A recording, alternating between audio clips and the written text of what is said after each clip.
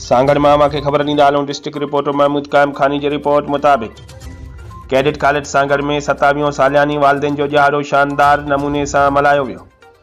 सालियानी वालदेन जे ॾियारे जे मौक़े ते सिंध जे गवर्नर कामरान खान तासूरी ख़ासि महिमान तौरु शिरकत कई।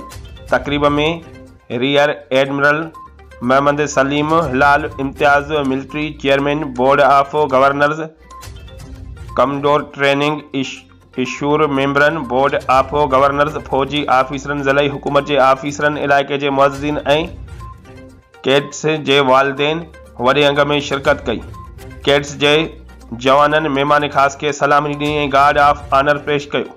कैड्स पारां parade, PT show, gymnastic, tiger squad drill, tent pegging ऐं हॉर्स शो जंपिंग पिणु कई वई।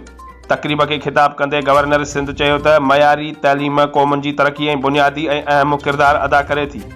महिमान ख़ासि कैडेट कॉलेज सांगड़ जे कैडेट्स जे तइलीमी बोर्ड में शानदार नतीजा हासिल करण ते कयल कोशिशुनि खे साराहियो ऐं शागिर्दनि खे बहितरीन तरबियती सहूलतूं फ़राहम करण ते कॉलेज इंतिज़ामिया खे साराहियो।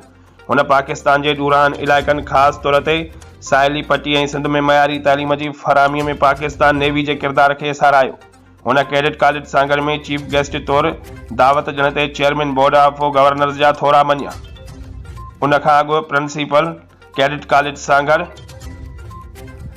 कमोडोर ज़ीशान अली सितारा इम्तियाज़ मिलिट्री पंहिंजे इस्तक़बालिया तक़रीर में चयो त कैडेट कॉलेज सांगड़ पंहिंजे साज़गार माहौल ज़रिए मुल्क जे आला तइलीमी इदारनि में निमाया मक़ाम हासिल कयो आहे।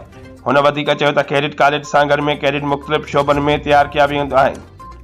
ज़िंदगीअ लाइ सेहतमंद माहौल फ़राहम करणु, बमशमूल दिफ़ा, सिविल सर्विसिज़, मेडिकल इंजीनियरिंग ऐं ॿिया मुख़्तलिफ़ शोबा आहिनि।